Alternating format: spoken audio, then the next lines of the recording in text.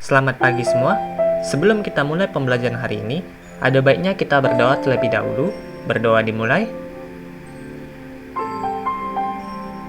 Berdoa selesai.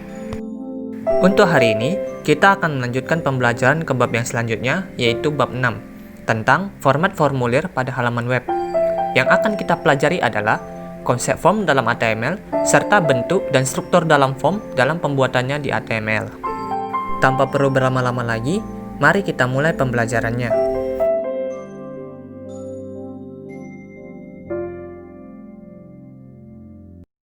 Kompetensi dasar dari materi ini ada dua, yaitu menerapkan format formulir atau form pada halaman web dan membuat kode HTML untuk menampilkan formulir pada halaman web.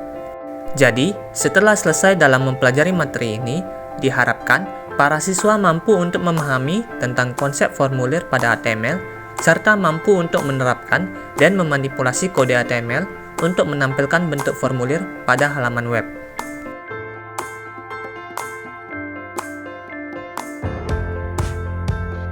Pertama, kita akan masuk ke materi tentang konsep form dalam HTML. Web tidak hanya digunakan untuk menampilkan informasi saja, tetapi web juga bisa digunakan untuk mengambil informasi atau data dari user. Salah satu cara untuk mengambil informasi dari pengunjung atau user ialah dengan menggunakan form. Form dalam web bisa disamakan dengan formulir di dunia nyata, yang dimana dapat diisi kemudian diproses dengan program tertentu. Dalam HTML, form merupakan salah satu elemen yang mempunyai fungsi untuk menerima input daripada pengunjung atau user.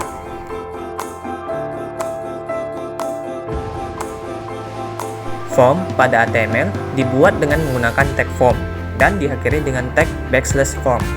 Sama seperti tag umumnya yang juga mempunyai fungsi khusus, tag form juga memiliki atribut yang harus diberikan agar kinerja daripada form dapat berjalan dengan baik. Atribut-atribut tersebut antara lain yaitu: yang pertama adalah atribut action, yaitu atribut yang menentukan aksi yang akan dilakukan saat data dikirim.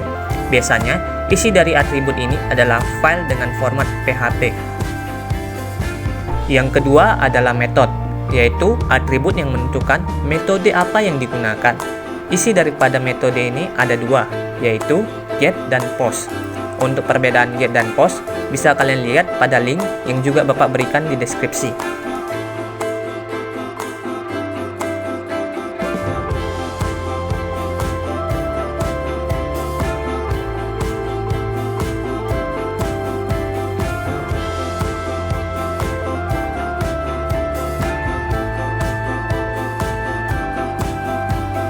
Berikut adalah contoh sederhana daripada form. Bisa dilihat pada bagian tag form, di mana menggunakan atribut action dan method. Isi daripada atribut action adalah file dengan format PHP dengan nama proses. Sedangkan isi daripada method adalah get, yang berfungsi untuk mengirimkan data pada server dengan cara meletakkan data pada bagian akhir URL yang ditunjuk. Untuk atribut action, dapat diisi dengan alamat URL dari endpoint yang akan memproses form. Secara sederhana, pada contoh di atas, kita akan menyuruh file proses.php untuk memproses data form. Setelah kita mengetahui dasar cara membuat form, sekarang kita akan membuat isi daripada form atau elemen inputnya. Pertama, kita belajar tentang field. Field di sini digunakan sebagai ruas yang dapat diisi dengan data. Field bisa dibilang adalah bentuk elemen input daripada form, yang dimana elemen input dibuat dengan tag input yang diikuti dengan dua atribut, yaitu yang pertama adalah type, yaitu merupakan atribut yang menjelaskan tipe data yang akan digunakan pada penginputan. Dan yang kedua adalah name, yaitu sesuai artinya merupakan nama dari field yang akan menjadi kunci dan variabel di dalam program. Selanjutnya, kita akan mempelajari beberapa elemen input yang bisa dimasukkan pada sebuah form. Pada video ini akan dibahas 3 buah bentuk elemen input, yaitu input text, password, dan checkbox button.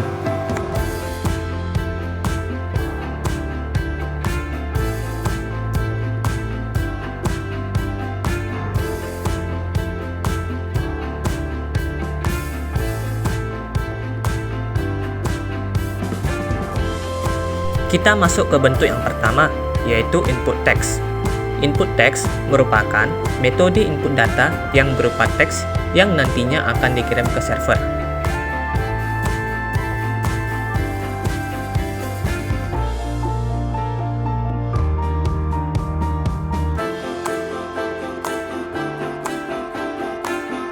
Berikut adalah contoh kodenya.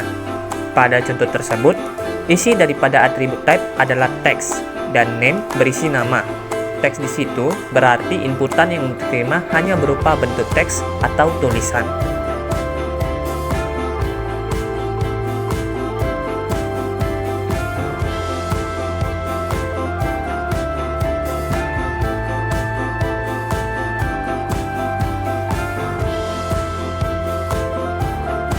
Berikutnya yang kedua, yaitu input password. Seperti namanya, kita akan menginputkan password dengan menggunakan tipe data password. Pada contoh kode, struktur kodenya hampir sama dengan input text.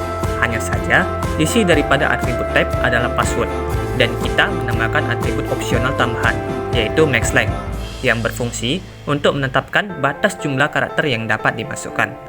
Pada contoh ini, isi daripada maxLength adalah 8, jadi maksimum karakter yang dapat dimasukkan adalah 8.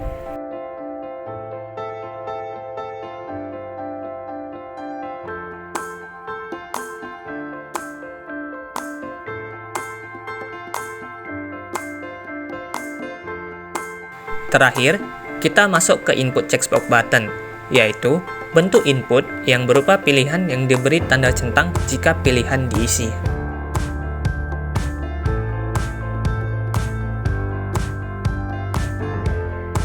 Untuk contoh kodenya, sama seperti kedua bentuk input sebelumnya, yaitu terdapat type dan name, tapi ditambahkan dengan atribut value. Isi daripada atribut type adalah checkbox, karena kita ingin menggunakan checkbox, dan isi daripada atribut value adalah medan. Berbeda dengan atribut name yang hanya memberikan nama variabel, atribut value digunakan untuk memberikan nilai pada variabel tersebut.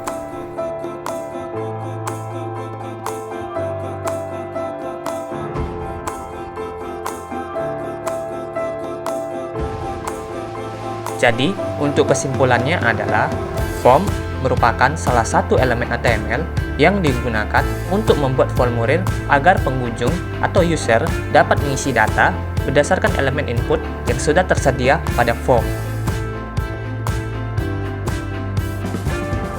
Oke, untuk hari ini cukup sampai di sini dulu pembelajarannya, dan kita akan melanjutkannya minggu depan. Dan jika kalian ada pertanyaan seputar materi, jangan sungkan untuk bertanya lewat WA selama jam pelajaran ya. Terakhir, terima kasih sudah mendengarkan video ini sampai selesai, dan selamat belajar untuk kalian semua.